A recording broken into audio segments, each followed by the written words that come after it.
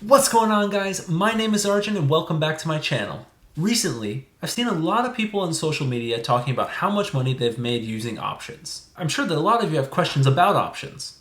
So I thought I'd make an options primer to try to explain to you what are options, what are the risks involved with options, and what are some of the ways that investors can use options as part of their portfolio. Before I get started with that, I just want to say that options are not for everybody. You don't have to use options in your investing. But that being said, options can be a very powerful part of a portfolio. So let's get started. Simply, an option is a contract that gives the owner of that contract the right, but not the obligation, to buy or sell the underlying stock at an agreed upon price at or before an agreed upon date. So some of the things to know before we get further into options. A strike price is the agreed upon price that the owner of the option can buy or sell the stock at. The expiration date is the predetermined agreed upon date by which the option must be exercised. And when I use the term contract, that corresponds to 100 shares of a stock. There are 4 things you can do with options. There are 2 different kinds of options, a call option and a put option. You can either buy or sell the call or put. Let's first talk about call options, which gives the owner the right to buy a stock. As with any transaction, there's a buyer and a seller. The buyer of the contract has the right to buy 100 shares of the company at a fixed strike price at or before the expiration date.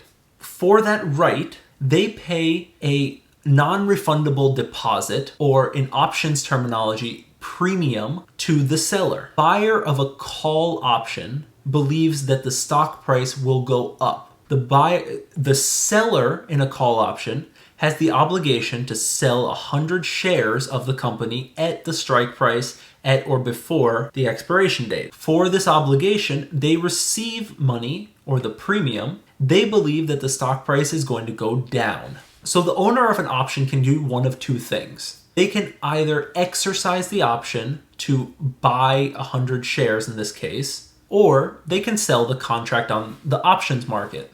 When would the buyer of the call option want to exercise their option? First, let's talk about what is the buyer's break-even point. The buyer's break-even point is the strike price plus the premium that they paid. And a buyer would consider exercising the option if the price were to go above her break-even point. Now let's talk about put options. Put options give the owner the right to sell a stock. The buyer of the put option has the right to sell 100 shares of the company at the strike price at or before the expiration date. For this right, they pay a premium to the seller. The buyer believes the strike price will go down. The seller in this contract has the obligation to buy 100 shares of the company at the strike price at or before the expiration date. For this obligation, they're going to receive the premium. They believe the stock price will go up. In this case, the buyer's break-even is the strike price minus the premium. And a buyer would exercise the option if the price goes below her break-even point.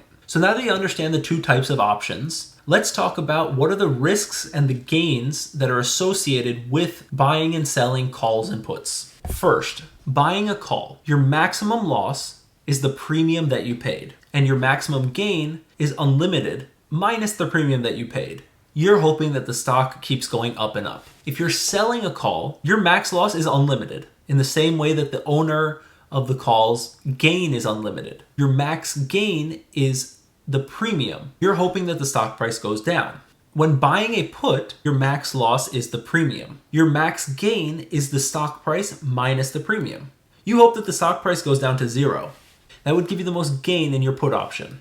When selling a put, your max loss is the stock price, again minus the premium. Your max gain is the premium. You hope that the stock price goes up. Now that you understand what are the risks and gains associated with options, let's talk about some of the ways that investors use options in their portfolio. The first way would be to speculate on the general direction of a stock. Is the stock going to go up or down? This would be done through buying a call or buying a put. Why somebody would buy a call or a put instead of just buying or selling the stock? The reason for this is buying an option is a cheaper upfront investment than buying the stock. Second way people use options is to generate income. This would involve selling a call or a put. The third way that investors use options is to hedge or protect their investments. This would be done through buying a put option on their position. I want to show you guys now what an options trading screen looks like. That way, if you do decide to get into the world of options, you're not overwhelmed. I will go into more detail about this in a future video, but just so you are familiar with what it looks like, here is a picture of an options screen. For the purposes of this example, I'm using the options of Google. So a typical options screen will have calls on one side and puts on the other. You'll see in the middle the strike price, and you'll see the date for the option at the top. Then when the market is open, you'll also see a bid and an ask price for the option. These prices are the premiums that you have to pay or that you would receive for these options. If you guys want me to go into further detail on some of the more advanced strategies on how to use options as part of your portfolio, let me know in the comments. Thank you for watching this video, and I hope you understand options a little bit better now. If you enjoyed this and want to learn more about business and investing, comment, like, and subscribe to my channel, and let's head on over to the next video.